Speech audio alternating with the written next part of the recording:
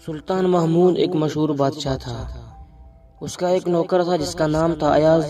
وہ اپنے تمام نوکروں میں سے ایاز پر بہت بڑا مہربان تھا، اس لیے تمام نوکر اسی فکر میں رہتے تھے کہ اس کی کوئی شکایت کر کے سلطان کا دل کھٹا کر دیں۔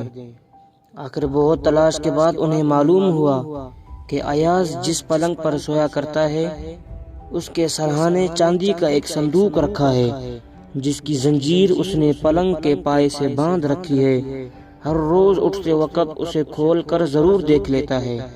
اس سے لوگوں نے یہ نتیجہ نکالا کہ ضرور اس صندوق میں بڑے بڑے بیش قیمت جواہرات ہوں گے۔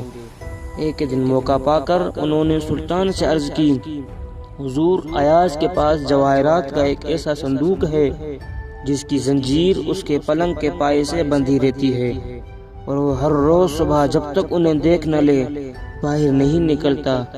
حضور بھی دیکھیں گے تو پسند فرمائیں گے۔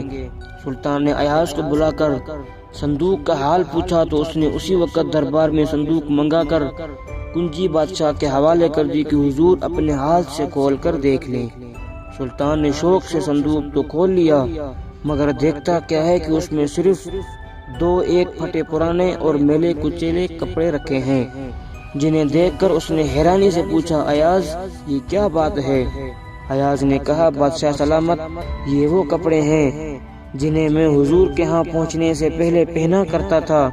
ہر روز اس لیے دیکھ لیتا ہوں کہ امیری کی بو میں اپنی پہلی حالت نہ بھول جاؤں، اور اس دولت پر جو اب حضور کی طفیل میسر ہے مغرور نہ ہو جاؤں۔